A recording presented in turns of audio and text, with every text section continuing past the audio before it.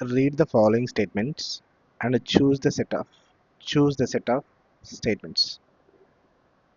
Option A, euchromatin is loosely packed chromatin.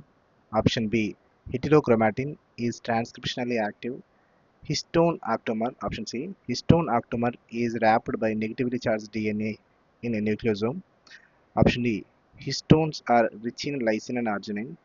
Option E, a typical nucleosome contains 400 base pairs of DNA helix. C పైన ఇచ్చిన స్టేట్మెంట్స్లో ఏవి correct ఏవి తప్పు find out చేయాలి. Right. C euchromatin is loosely packed chromatin, ఇది right అండి. ఎలాగో చెప్తాను, కొద్దిగా ఎలాబరేట్ చేసి చెప్పుకున్నాం.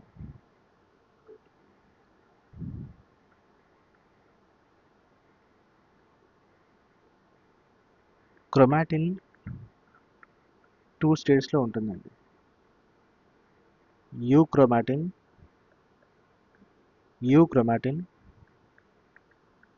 హెటిరోక్రోమాటిన్. యూక్రోమాటిన్, హెటిరోక్రోమాటిన్, ఈ 2 స్టేట్స్లో క్రోమాటిన్ ఉంటుంది. యూక్రోమాటిన్ ఏమో యాక్టివ్ ఇన్ ట్రాన్స్క్రిప్షన్ని యాక్టివ్గా ఉండే క్రోమాటిన్ ఏది అంటే యూక్రోమాటిన్. వెరాస్ ఇన్యాక్టివ్ ఇన్ ట్రాన్స్క్రిప్షనల్లీ ఇన్యాక్టివ్గా ఉండే క్రోమాటిన్ ఏదంటే హెటిరోక్రోమాటిన్. చూడండి, ఇది లైట్లీ ప్యాక్డ్. దీన్ని స్ట్రెయిన్ చేసినప్పుడు ఇవి మామూలుగా ఎమిట్ అయ్యే నేచర్ ఎలా ఉంటుందంటే లైట్గా ఎమిట్ అవుతుంది. విరాజ్ హెటిరోక్రోమాటిన్ డెన్స్లీ ప్యాక్డ్ అండి. డెన్స్లీ ప్యాక్డ్, బాగా కండెన్స్ అయి ఉంటాయి. అందుకే ఇక్కడ ట్రాన్స్క్రిప్షన్ జరగదు. రైట్. సి chromatin, most of the chromatin are present in ఇంటర్ఫేజ్లో క్రోమాటిన్ ఉంటుందండి. వెరాజ్ సెల్ డివిజన్ స్టార్ట్ అయినప్పుడు మాత్రం క్రోమాటిన్ కాస్త క్రోమోజోమ్గా కండెన్స్ అవుతుంది. రైట్. ఇక్కడ మన టాపిక్ ఏంటంటే euchromatin is loosely packed chromatin. Right. ఈ పాయింట్కి మనం ఇక్కడ ఎక్స్ప్లెయిన్ చేస్తాం. Euchromatin actively transcriptionally active chromatin ఏదంటే యూక్రోమాటిన్. రైట్. కింద చూడండి, హెటిరోక్రోమాటిన్ ఈజ్ ట్రాన్స్క్రిప్షనల్లీ యాక్టివ్ అన్నాడు. యాక్టివ్ కాదండి, ఇది ఇన్యాక్టివ్. ఇక్కడ చెప్పుకున్నాం కదా, inactive. Right. Histone octamer is wrapped by negatively charged DNA in nucleosome. దీని గురించి కొద్దిగా ఎలాబరేట్ చెప్పుకుందాం. హిస్టోన్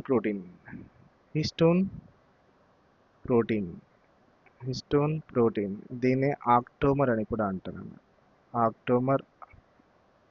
అంటారు. Why? Because actually it is made up of 4 subunits: H2A, H2B, H3 and H4. These 4 subunits are involved to the formation of histone protein. ఇవి dimer స్టేజ్లో ఉంటాయండి. అంటే every subunit is in two forms, right? 2 into 4 equal to 8 subunits. అందుకే దీన్ని ఆక్టోమర్ అని కూడా అంటారు. H2A 2 subunits గాను, H2B 2 subunits గాను, H3 2 subunits గాను, H4 2 subunits గాను, అలా 8 subunits ఉంటాయండి. ఈ 8 subunits కలిసి ఫామ్ అయ్యేది ఏది అంటే హిస్టోన్ ప్రోటీన్. ఈ హిస్టోన్ ప్రోటీన్ చుట్టూ డిఎన్ఏ హిలిక్స్ ఇట్లా రొటేట్ అయి ఉంటుందండి. అంటే histone protein plus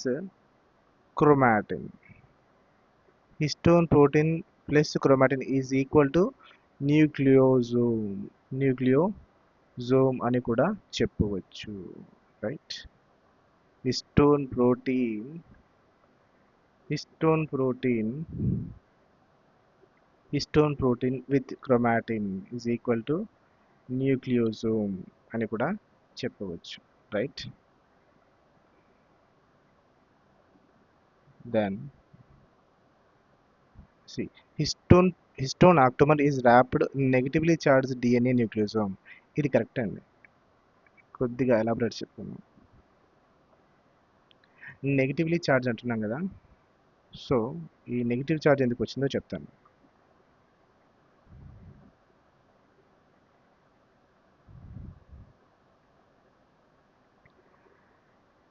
histone protein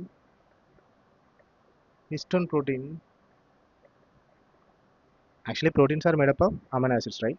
So histone proteins are made up of basically two amino acids, right? They are lysine and arginine. These are basic amino